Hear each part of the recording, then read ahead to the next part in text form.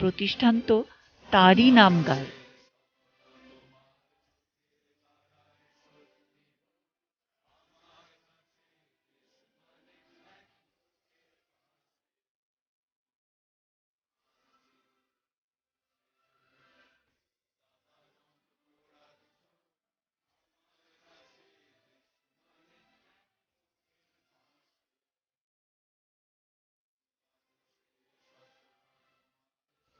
ভারতেশ্বরী হোমসেই তার বাড়িঘর। পরিচালক প্রতিভা মুৎসুদ্দির কথা ছাড়া এখনো নাকি গাছের পাতাটিও নড়ে না। দেশ সেবা, ভাষা আন্দোলন থেকে মুক্তিযুদ্ধ এবং মেয়েদের শিক্ষিত স্বাবলম্বী হিসেবে গড়ে তোলার দীর্ঘ লড়াইয়ের লৌহ মানবীর অভিজ্ঞতার গল্পের পরতে পরতে যেন দীর্ঘদিন বুদবুদ করতে থাকা মায়ার লাভা।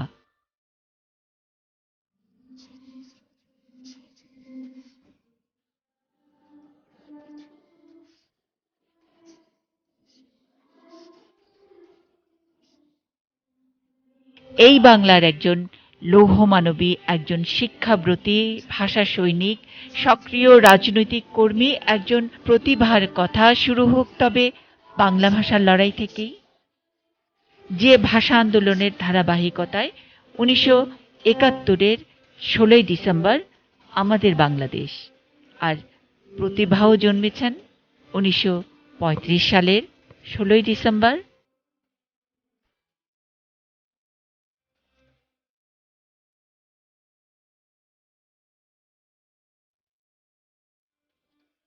ভাষা আন্দোলনে যুক্ত থাকার গল্পের পরতে পরতে নারী শিক্ষা, তার রাজনীতি, মেয়েদের এগিয়ে রাখার গল্প এই প্রজন্মের জন্য এই বাংলায় তারই খণ্ড অংশ।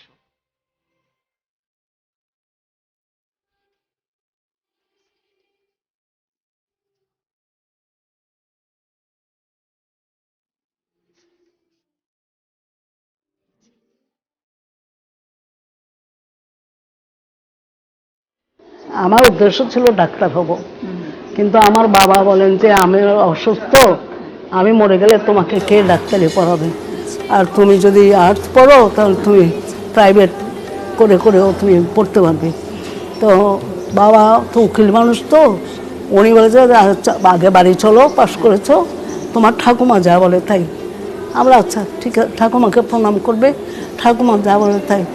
তারপর বাড়িতে গেলাম, তখন আমার ঠাকুমা আমি এরকম ফার্স্ট ডিভিশনে পাশ করেছি, খুব ভালো খুব ভালো, তুমি তো তাইলে প্রিন্সিপাল হবে।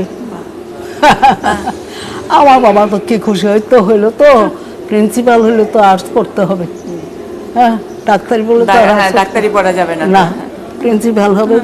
সেই তারপরে তখন আর সায়েন্স আমি পারবো না, আর্টসে গিয়ে তারপর আমি ঠিক করলাম আমার তো দেশ সেবা করবো, আমার ডাক্তার হয়ে গরিব মানুষের সেবা করব। তাহলে এখন যেহেতু আমি প্রিন্সিপাল হব, তাহলে আমি শিক্ষা নিয়েই থাকবো। যে আমাদের দেশে, আমাদের গ্রামে কোনো মুসলিম মেয়েদের কোনো স্কুল ছিল না।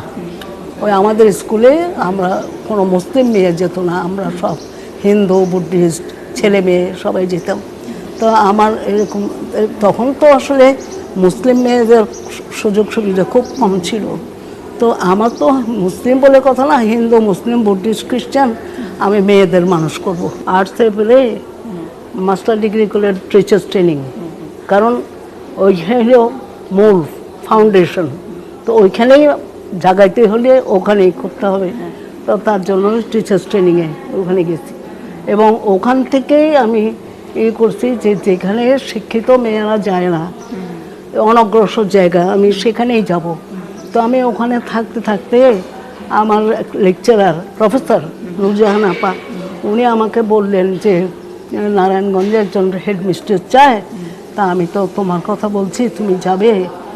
আমরা না আপা, আমি কক্সবাজারের কথা দিয়ে দিয়েছি। নারায়ণগঞ্জে কোন না, উনি চেয়েছিল নারায়ণগঞ্জে বোধহয় কোনো একটা স্কুলের হেডমিস্ট্রেস চেয়েছিল ওরা, সেটাই ওই ট্রেনিং কলেজে চেয়েছে। তো ওখানে অনেক বিএড ট্রেনিং আছে, ওখান থেকে আমাদের একটা উপযুক্ত হেডমিস্ট্রেস দাও। তখন উনি আমার নাম বলছে, আমাকে তোমার নাম প্রস্তাব করেছি, তুমি যাবে। ইন দ্য মিন টাইম আমি কক্সবাজারে দরখাস্ত দিয়ে দিয়েছি। কক্সবাজারে তখন খুব মেয়েরা পড়াশোনা করতে পারতো না, ছেলেদের স্কুলে পড়তো। আর এখন নতুন একটা স্কুল হচ্ছে বেড়ার ঘর, সকালে 10টা পর্যন্ত ছেলেদের স্কুলে মর্নিং, 10টার পরে ওই ভাঙা ছাপড়াতে গিয়ে ক্লাস করতে হতো এরকম। সেখানে বেতন হলো 150 টাকা। আমাকে উনি বলেন কত বেতন? আমরা ওখানে 150 টাকা দেবে। বলে এখানে 350 টাকা দেবে। তাহলে আপা আমি তো টাকার জন্য কাজ করব না, আমি আসলে যেখানে শিক্ষিত মেয়েরা যায় না আমি সেখানেই যাব, আমি ওদেরই অনগ্রসর গোড়ার জন্য করব। শিক্ষিত মেয়েদের তো যাদের পয়সাপাতি আছে তাদের তো অনেকে আছে, তার জন্য আমার পয়সার আপাতত আমার দরকার নেই। তাই গেছিলাম কক্সবাজারে, 150 টাকা।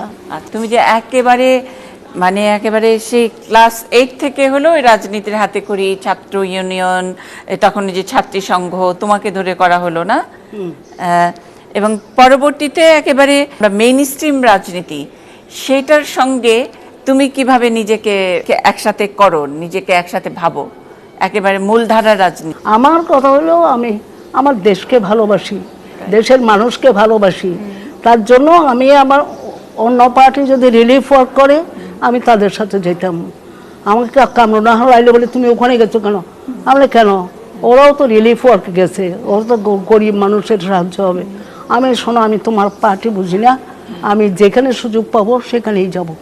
হ্যাঁ, তো ও ওখানে আমাকে বকতো। আরেকবার ছাত্রী পরিষদ হলো ধর্মীয়, ওরা ব্রিটিশ কাউন্সিলে একটা ওমর দিবস করবে, ওমর দিবস। তা আমাকে বলছে তোমার কথা বলতে হবে। তাহলে হ্যাঁ বলবো, ওমর দিবস কথা বলবো। ব্রিটিশ কাউন্সিল গেছি, তখন এই আরও অনেক মেয়ে ছিল, তখন ওরা অত বেশি কথা বলতে পারতো না, মুসলিম মেয়েরা বেশি কথা বলতে পারতো না। ওমর দিবস, তখন আমি ওই ওমর দিবসে বললাম যে ওমর হলো উনি খলিফা, উনি এমন খলিফা যে তার সারা রাত দেখে, তার ছেলে অন্যায় করেছে দেখে তার কবরে গিয়ে মেরেছে। তো ওনার মতো ওমরের মতো আদর্শ যদি আমাদের রাষ্ট্রের প্রধান হতেন, আমরা কোনো চাইতাম না আজকে আমাদের এত কষ্ট হতো না। হ্যাঁ, তো সেরকম আদর্শ মানুষ, ওমরের মতো আদর্শ, এখানে নিষ্কর মানে ওমরের মতো আদর্শ হতে হবে, আদর্শ মানতে হবে। তো এরকম আমি ওই কোন পৃষ্ঠায় কোথায় কী পড়েছি এগুলো বলেছি। তখন মুসলিমেরা কথা বলতে পারে না, এক লাইন বলে বন্ধ করে যায়, আরেক লাইন বন্ধ। আর আমার কথা সবাই শুনেছে মন দিয়ে, শুনে তখন বলছে যে কামরুন নাহার লাইলি, তুই যে আমাকে বকলি, এখন দেখ কারা, ওরা কি ছাত্রী পরিষদের কথা বলে নাকি ছাত্র ইউনিয়নের কথা বলে। যেখানে সুযোগ পাবো সেখানেই কথা বলবো। দেশ মানে তাইলে কি? দেশ মানে তাইলে কি? দেশ মানেটার কি তাইলে? দেশ মানে আমার জন্মভূমি, মানুষ না, না জন্মভূমি তো মানুষ ছাড়া না, জন্মভূমি তো মানুষ ছাড়া না, দেশের মানুষ, দেশের মাটি। জ্যাঠামণি যে জন্য গেলেন না, জ্যাঠামণি তো পার্টিশনের সময় যেতে পারতেন। এই বিধান রায় বলছিলেন ওনারা যাওয়ার জন্য, তখন তো জ্যাঠামণি ফ্লারিশিং, তো আপনি এখানে আসেন, এখানে আপনাকে আমি সব সুযোগ দেব। জ্যাঠামণি বলছেন না, আমি আমার জন্মভূমি ছেলে কোথাও যাব না, আর যেখানে মৃত্যু এক জায়গায় হবে, যেখানে মৃত্যু আসে আমি আমার দেশ।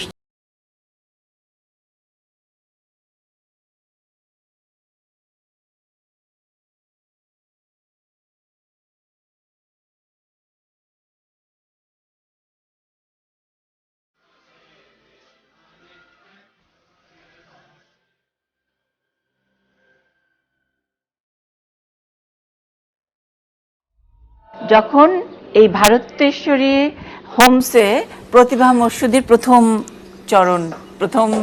চরণ ধুলি পড়লো, বা তুমি প্রথম পা দিলে, হ্যাঁ সেই একদম প্রথম দিনের কথাটা কি একটু মনে পড়ে? হ্যাঁ, তখনই তো মানে অবাক বিস্ময়, এত বড়। আমি তো ভাঙা ভাঙা দুটো স্কুলে কাজ করেছি, আর এটা তখন এইটা ছিল না, এইদিকে ছিল না, ইউ শেপ ছিল, এই পাশটা ছিল না, এইটা 65-এ জ্যাঠামণি করছেন। অনেক আসলে তো আমি এখানে এসেছিলাম মিসেস পতির কাছ থেকে শিখে, তারপরে ওদের ঝগড়া করলাম ওইখানে, এখানে 2 বছর তো থাকতে হবে, ওনার কাছ থেকে শিখে আবার বার হব, আবার গ্রামের মেয়েদের শেখাবো, এটাই আমার উদ্দেশ্য ছিল। তারপর তো এসে তো আটকা পড়লাম। 6 সেপ্টেম্বর 1963। 63 এবং সেই 6 তারিখের মানে পুরো অনুভূতিটাকে এখন মনে করতে পারো? না, তখন আসলে এসেছিলাম, আমার খুব ভয় লেগেছিল। ইংলিশ মিডিয়াম তো, তা আমি তো বাংলা ইংলিশ বলি, আমি তো আর ইউরোপিয়ান ইংলিশ বলতে পারি না। আর মিসেস পতি তো একদম মানে ইংলিশের মতো ইংলিশ বলে, এত সুন্দর, এত এত পাওয়ারফুল। খুব ভয় পেয়েছিলাম যে আমি কি এখানে 2 বছর কাটাতে পারবো, শিখতে পারবো, এটাই ভয় ছিল। আচ্ছা, হ্যাঁ, কিন্তু মিসেস পতি সেই ভয়টা কাটিয়ে দিয়েছে আমার। সেই একদম 6 তারিখে মিসেস পতি তোমাকে কেমন করে মানে রিসিভটা করেছিল কেমনে? বসি আমরা এটার মধ্যে, বসবো? মিসেস পতি আমাকে বললেন যে আপনি সব দেখেন। তারপরে ওখানে কিচেন ইনচার্জ ছিল বিবাদী, তা আমি তো নিরামিষ খাই, তখন বিবাদীকে রেখে বললে, বিভা উনি নিরামিষ খায়। আমি আসার আগে একজন বলছে যে প্রতিভা মুৎসুদ্দি এখানে আসলে এখানে এই ডিসিপ্লিন থাকবে না, উনি এখানে আগুন জ্বালাবে, বিদ্রোহ। উনি বিদ্রোহী। এখানকার ভাইস প্রিন্সিপাল ছিলেন মিনতি দাস, ইউনিভার্সিটিতে উনি আমার জুনিয়র ছিলেন। ও রাজনীতি করতো না তো, ও তো আমাকে দেখেছে, ভিপি কথা বলা টলা দেখেছে, ওই বলছে। সেই প্রথম রাতে ঘুম হয়েছিল? প্রথম রাতে ঘুম হয়েছিল? আমার সাথে তো ওই খালেদা মেয়েটাও আসছিল, আমরা প্রথম এক রুমে দিয়েছিলেন আমাদের দুজনকে, পরে আবার সরিয়ে দেন। তারপর তো দেখলাম এরকম হইলো, জ্যাঠামণির নজরে পড়লাম, তারপর ওনার নজরে পড়লাম, মিসেস পতি, সব উনি যা বলে আমি সব ঠিক মতো করতে পারি। 1963 সালের 6 সেপ্টেম্বর, আর আজকে আমরা 2021 সালে কথা বলছি। তুমি তো দেশ বিদেশে অনেক জায়গায়, অনেক আন্তর্জাতিক পুরস্কারের জন্য গেছো, অনেক জায়গায় কথা বলতে গেছো, বাংলাদেশকে নিয়ে কথা বলতে গেছো। বললাম যে প্রথম রাতে যেই মানুষটার এখানে একটু দুশ্চিন্তা ছিল, একটু ভয় ছিল এই হোমসের এখানে পারবো কি পারবো না, তারপরে এত বছরের মধ্যে অনেক জায়গায় গিয়ে তোমার কি এই জায়গাটা, যে ঘুমানোর সময় কি খালি এই জায়গাটার কথা মনে হয়েছে, মানে অন্য জায়গায় গিয়ে কি ঘুম হয়? আমার এই প্রশ্ন। এইখানে আসার পরে, এই এত বছরের পরে জ্যাঠামণির কারণে ওনার ফ্যামিলিটাকে এখন আমি মনে করি আমার ফ্যামিলি। সবচেয়ে বড় কথা হলো কুমুদিনী এত কাজ করে মানুষের জন্য। খালি আমি আসার পর থেকে তো আমি যখন আসি, তারপর তো পাকিস্তান ইন্ডিয়ার যুদ্ধ লাগলো, অনেক কষ্ট গেছে। তারপরে জ্যাঠামণিকে নিয়ে যাওয়ার পরে অনেক কষ্ট গেছে, অনেক কষ্ট, উত্থান পতন। মিসেস পতির সাথে তার ছায়ার মতো ছিলাম আমি। আর যখন ইন্ডিয়া পাকিস্তান যুদ্ধ লাগলো, তখন এখানে তো জ্যাঠামণির পাশে কেউ নাই। মিসেস পতি বিলাতে, বর্ধিত তার সংসার, রাজীবের বাবা একমাত্র তো সেই সময়ে অনেক কষ্ট গেছিল তো, কিন্তু আমি একাত্ম হয়েছিলাম, এই প্রতিষ্ঠানকে বাঁচাতে হবে। তারপরে মুক্তিযুদ্ধের সময় অনেক কষ্ট গেছে, তারপরে কষ্ট গেছে পরেই আরো বেশি যে এই জায়গাটা এমন একটা জায়গা যে মানুষের জন্য কাজ করে। হসপিটালে আমি ওই জন্যই তো আমি যেতে পারিনি। এইখানে এসে দেখি মেয়েরা, ডিসির মেয়ে যে কৃষকের মেয়ে, সে একই পোশাক, একই ডরমিটারিতে পাশাপাশি শুচ্ছে, একই খাওয়া খাচ্ছে, কুকিং ডিউটি করছে, ক্লিনিং ডিউটি করছে। তো আমি তো রাশিয়ার ভক্ত ছিলাম, তো তখন এখানে দেখি তো এখানে তো সব, এখানে তো সমাজতন্ত্র।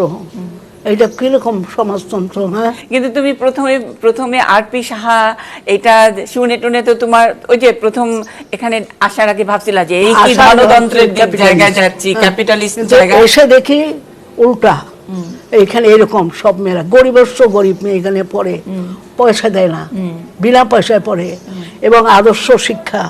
তার পাশে যে কুমুদিনী হসপিটাল, রুগীরা একটা পয়সা দেয় না, খাওয়া দাওয়া, ওষুধ বিষুধ, পরীক্ষা নিরীক্ষা কিচ্ছুর জন্য তাদের পয়সা দিতে হয় না, সব গরিবস্ব গরিব। নার্সরা সব হতভাগা, স্বামী নাই, ইয়ে নাই, গার্জিয়ান নাই, তারা নার্সিং শিখিয়েছে, উনি নিজে শিখিয়েছে, লোকে নিয়ে শিখিয়েছে। তো এটা দেখে তো আমি অবাক। উনি পরিশ্রম করে উনি ওনার জীবনটা করেছেন মায়ের জন্য, মায়ের জন্য করেছেন।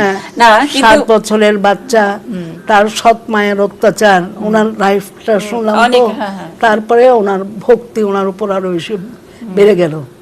সৎ মা ওনার খাওয়ার থালায় ছাই দিয়েছিল, সেই সৎ মাকে উনি দেবী জ্ঞান করতেন। হ্যাঁ, ওনাকে বাড়ি করে দিয়েছিলেন, উনি বিধবা হয়েছেন, ওনার ছেলে পিলে সব উনি মানুষ করেছেন। এবং উনি ওনারে দেবী মনে করতেন। কেন?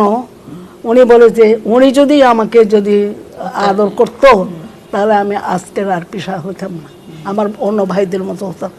সেজন্য উনি যখন ওনার ঘর থেকে বার হবে, মাকে প্রণাম করবে, মা দুর্গাকে প্রণাম করবে, তারপর বাইরে হবে। আবার যখন আসবে তখনও মন্দিরে প্রণাম করে, ওনার ঘরে মাকে প্রণাম না করে ঢুকতো না, এইরকম। তো এত বড় মানুষ, এত এতে। এবং উনি যে মারা গেলেন আজকে, যে মৌলানা উদুদ, তার বাড়ি হলো নোয়াখালী না ফেরিনা কোথায়, সেইখান থেকে এসে এখানে বেটা আশ্রয় গেড়েছে, গেড়ে ওই যে রাজাকার, সে এখানে। এবং প্রথম থেকেই জ্যাঠামণির বিরুদ্ধে। এটা কুমুদিনী হসপিটাল না হয় যদি ফাতেমা জিন্নাহ হসপিটাল হইতো, আমি তার সাহায্য করতাম। আচ্ছা, ভারতের শরী হোমস না হয়ে যদি অন্য কোনো মুসলিম নাম হইতো, তাহলে হেল্প করতাম, সাহায্য করতাম। একটা মালাউন, তার বরাবর জ্যাঠামণির বিরুদ্ধে লোকটা ছিল।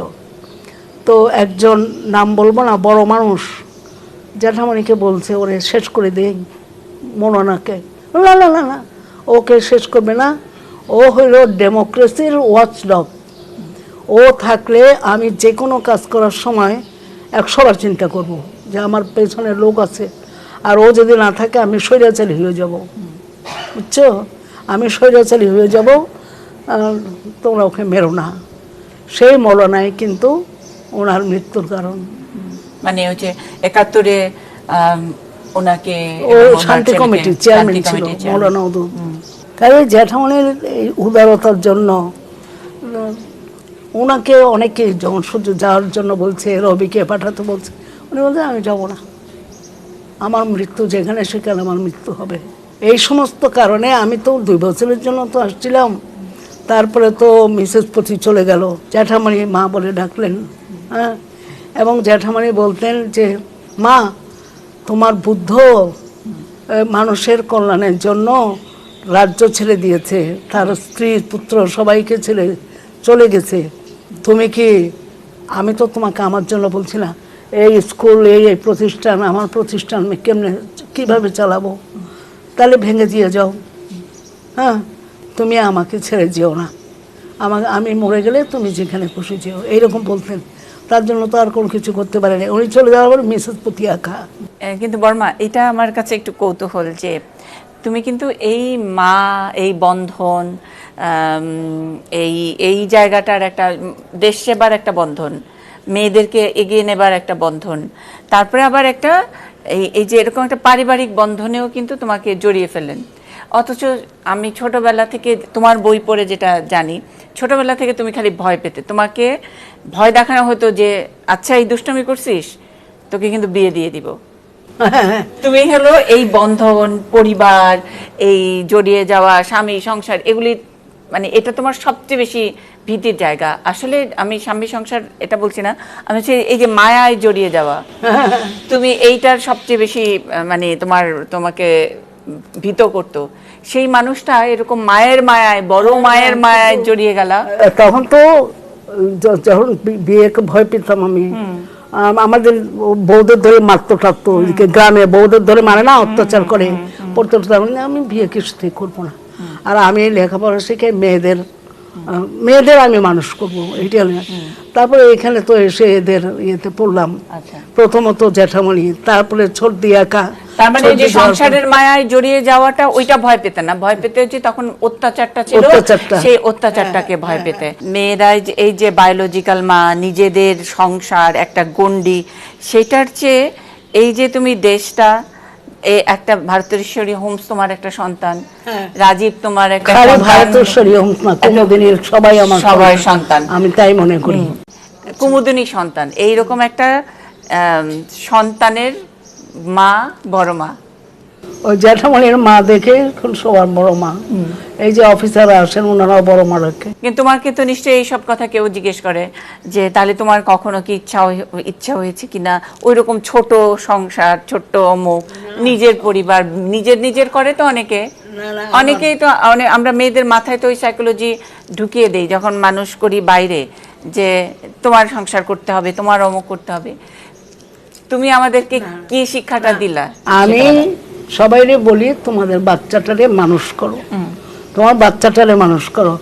এখন যারা গরিব মেয়ে হয়ে বলে নার্সিংয়ে দেয়, নার্সিং এখন অনেক উঁচা প্রফেশন। আগের মানুষের নার্সিং, এখন নার্সিং কিন্তু খুব সম্মানের এবং দেশের সেবা, মানুষের সেবা করার পর এটা করবেন। আর ছেলেদের পড়াবে, তোমার এই বিয়ে পড়াবার দরকার নাই, টেকনিক্যাল অনেক হয়েছে, ভোকেশনাল হচ্ছে, সেখানে বসিয়ে রাখবি না, টেকনিক্যাল অনেক কিছু হয়েছে ওখানে, কিন্তু কাউকে বকরম রাখবে না। হ্যাঁ, এইটাই করবে। আমার তো এখন আর কিছু নাই, খালি এইসব কথাই বলি সবাইকে। তা আমি চাচ্ছি যে এইটা চলতেই থাকবে, এটা চলতেই থাকবে, আর পিসাহা অমর থাকবে। আমি আমার কোনো এরকম কোনো আক্ষেপ নাই। এখন আমার আক্ষেপ হচ্ছে যে সবাই আমার জন্য চিন্তা করে, এই জন্য আমার মনে হয় আমার এখন চলে যাওয়াই উচিত।